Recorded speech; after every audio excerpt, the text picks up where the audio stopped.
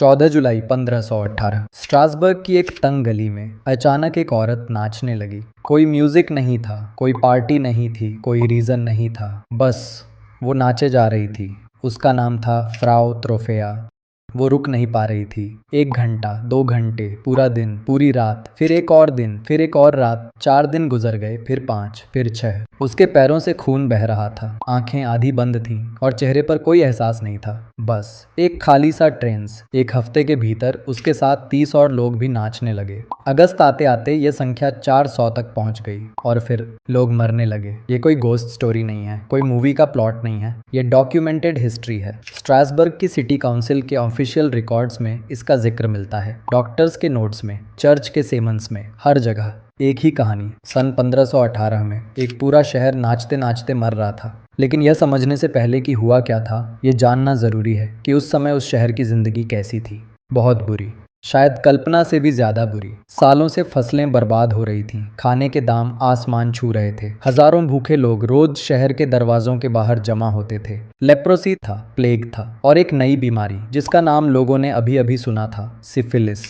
यह वो दौर था जब लोगों को सचमुच लगता था कि भगवान उनसे नाराज हैं। और इसी टूटे हुए, डरे हुए और निराश शहर में एक औरत नाचना शुरू कर देती है। जैसे जैसे लोग फ्राउ ट्रोफिया को ज्वाइन करने लगे, शहर के बड़े लोग घबरा गए। उन्होंने डॉक्टर्स बुलाए। डॉक्टर्स ने वजह बताई, हॉट ब्लड। उनके मुताबिक इन लोगों के शरीर में असामान्य गर्मी जमा हो गई थी। और इलाज, उन्हें और नाचने दो, नाचते रहने दो, जब तक यह बुखार निकल ना जाए। यह सबसे बड़ी गलती साबित हुई। सिटी काउंसिल ने एक वुडन स्टेज बनवाया। ड्रम्स, पाइप्स और हॉर्न्स बजाने के लिए म्यूजिशियंस हायर किए गए और डांसर्स को उस स्टेज पर चढ़ा दिया गया। लेकिन जो लोग देखने आए, उनमें से कुछ खुद भी नाचने लगे। अगस्त के पीक पर कुछ रिकॉर्ड्स दावा करते हैं कि हर दिन 15 लोग मर रहे थे, हार्ट अटैक से, स्ट्रोक से या फिर एक्सॉर्शन से। स्टेज पर नाचते लोग, चारों तरफ भीड़ और बीच बीच में गिरती हुई लाशें। तो आखिर हुआ क्या था? आज तक इसके बारे में 3 बड़ी थ्योरीज मौजूद हैं और तीनों पर बहस अब भी जारी है। पहली थ्योरी, एर्गॉट पॉइजनिंग। राई नाम के अनाज पर एक फंगस उगता है, अर्गॉट। उसमें ऐसे केमिकल्स होते हैं जो LSD जैसे इफेक्ट्स पैदा कर सकते हैं, हेलुसिनेशंस, सीजर्स और शरीर की अनियंत्रित हरकतें। उस साल ग्रेन की हालत खराब थी। संभव है लोगों ने कंटामिनेटेड रोटी खाई हो। लेकिन इस थ्योरी में एक बड़ी समस्या है। अर्गॉट पॉइजनिंग में लोग आमतौर पर नाचने नहीं लगते, वो दर्द से तड़पने लगते हैं। कई मामलों में हाथ पांव काले पड़ जाते हैं, गैंग्रीन तक हो जाता है। लेकिन स्ट्रासबर्ग के रिकॉर्ड्स में गैंग्रीन का एक भी कंफर्म्ड केस नहीं मिलता और कोई यह नहीं समझा पाया कि कोई इंसान वीक्स तक लगातार कैसे नाच सकता है। दूसरी theory, religious cult. Sociologist Robert Bartholomew ने सुझाव दिया कि शायद ये लोग किसी सीक्रेट कल्ट का हिस्सा थे, शायद वे किसी धार्मिक रिचुअल में शामिल थे।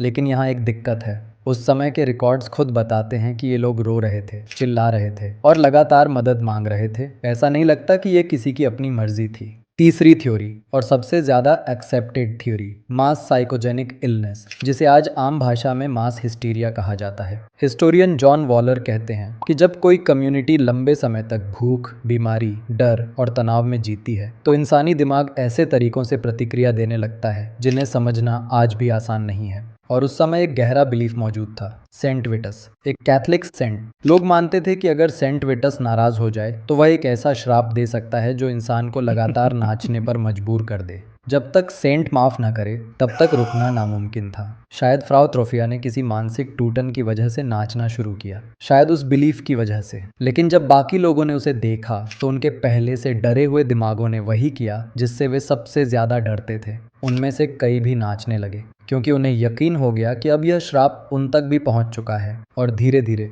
डर खुद एक प्लेग बन गया। सितंबर 1518, आखिरकार अथॉरिटीज ने एक आखिरी कदम उठाया। सबसे ज्यादा अफेक्टेड लोगों को सेंट वाइटस के श्राइन पर ले जाया गया। प्रेयर्स हुई, रिचुअल्स हुए और धीरे धीरे लोग रुकने लगे। स्टेज हटा दिया गया, म्यूजिशियंस चले गए और स्ट्रासबर्ग की वो गलियां जो 2 महीने से बेचैन थीं, आखिरकार खामोश हो गईं। कितने लोग मरे, इसका जवाब आज भी पूरी तरह साफ नहीं है। कुछ क्रॉनिकल्स सैकड़ों मौतों का दावा करते हैं, कुछ हिस्टोरियंस उन नंबर्स पर शक करते हैं। लेकिन एक बात तय है, यह यूरोप का सबसे बड़ा और सबसे अच्छी तरह डॉक्यूमेंटेड डांसिंग एपिडेमिक था और आज भी इसका कोई अंतिम जवाब नहीं है। 500 साल बाद भी हम नहीं जानते एयरगॉट, मास हिस्टीरिया, कर्ज या कल्ट, शायद सच्चाई इन सब के बीच कहीं छिपी हुई है। लेकिन एक बात बिल्कुल साफ दिखाई देती है, जब कोई समाज बहुत ज़्यादा दर्द में हो, बहुत ज़्यादा डर में हो और बहुत ज़्यादा बेबस हो, तो इंसानी दिमाग ऐसी जगहों तक पहुंच सकता है जिनकी हम कल्पना भी नहीं कर सकते। स्ट्रासबर्ग के वो लोग नाचना नहीं चाहते थे, शायद वो सिर्फ एक चीज़ चाहते थे कि ये सब खत्म हो जाए